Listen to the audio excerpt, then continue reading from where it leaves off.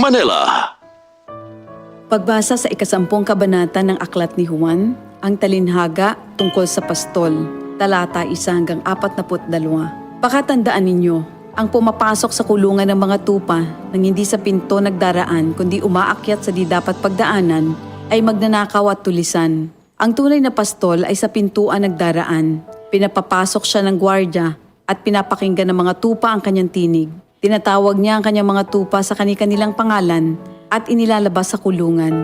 Kapag nailabas na, siya'y nangunguna sa kanila at sumusunod naman ang mga ito sapagkat kilala nila ang kanyang tinig. Hindi siya sumusunod sa iba kundi patakbong lumalayo sapagkat hindi nila kilala ang tinig ng iba. Sinabi ni Jesus, ang talinhagang ito, ngunit hindi nila nauunawaan ang ibig niyang sabihin. Kaya't muling sinabi ni Jesus, pakatandaan niyo, ako nga ang pintuang dinaraanan ng mga tupa. Ang mga nauna sa akin ay mga magnanakaw at mga tulisan, ngunit hindi sila pinapakinggan ng mga tupa. Ako ang pintuan. Ang sinumang pumapasok sa pamamagitan ko ay maliligtas. Papasok siya't lalabas at makakatagpo ng pastulan. Dumarating ang magnanakaw para lamang magnakaw, pumatay at manira. Naparito ako upang ang mga tupa ay magkaroon ng buhay, ng isang buhay na masagana at ganap. Ako ang mabuting pastol. Iniaalay ng mabuting pastol ang kanyang buhay para sa mga tupa. Ang bayaran ay tumatakas kapag may dumarating na asong gubat.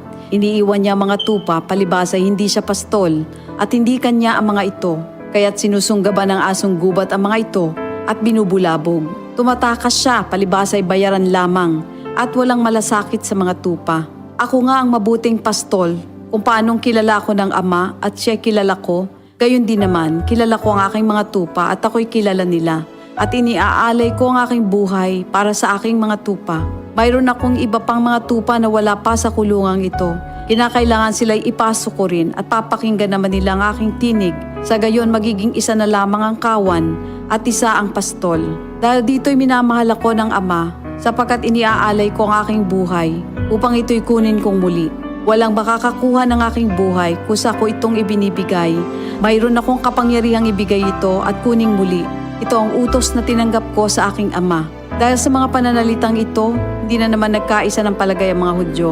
Marami sa kanila nagsabi, talagang sinasapian na ito ng demonyo at nababaliw.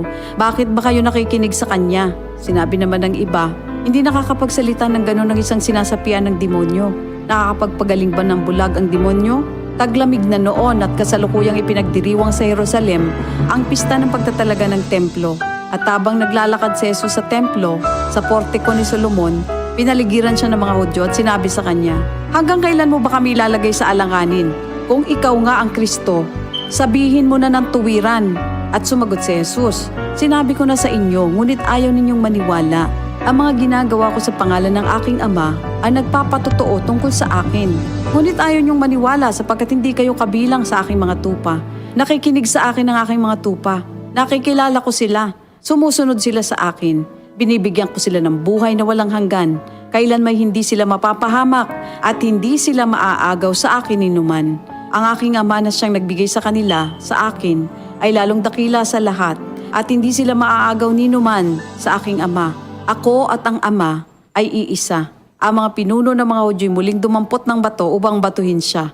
Kaya't sinabi sa kanila ni Jesus, marami akong mabubuting gawang ipinakita sa inyo mula sa Ama. Alin ba sa mga ito ang dahilan at ako'y inyong gustong batuhin? Sumagot ang mga pinuno ng mga Hudyo, hindi dahil sa mabubuting gawa kaya ka namin babatuhin, kundi dahil sa paglapastangan mo sa Diyos, sapagkat nagpapanggap kang Diyos, bagamat tao ka lamang. Tumugon si Jesus, di ba nasusulat sa inyong kautusan? Sinabi ko, mga Diyos kayo. Mga Diyos ang tawag ng kautusan sa mga pinagkatiwalaan ng salita ng Diyos, at hindi maaaring ipawalang bisa ang sinasabi ng kasulatan. Ako'y pinili at isinugo ng Ama.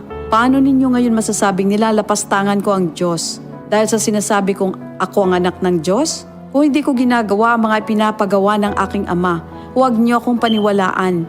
Ngunit kung ang ginagawa ko ay ang mga ito, paniwalaan ninyo ang aking mga gawa kung ayaw ninyong maniwala sa akin. Sa gayon matitiyak ninyong nasa akin ang Ama at ako'y nasa Kanya. Kaya tinangka naman nilang dakpin si Jesus, ngunit siya'y nakaalis. Muling pumunta si Jesus sa ibayo ng Jordan sa pook na dating pinagbautismohan ni Juan. Habang naroroon siya'y maraming lumalapit sa kanya. Sinasabi nila, si Juan ay walang ginawang himala, ngunit totoo ang lahat ng sinabi niya tungkol sa taong ito. at doon maraming sumampalataya kay Jesus. Ito ang salita ng Diyos. DCXL 55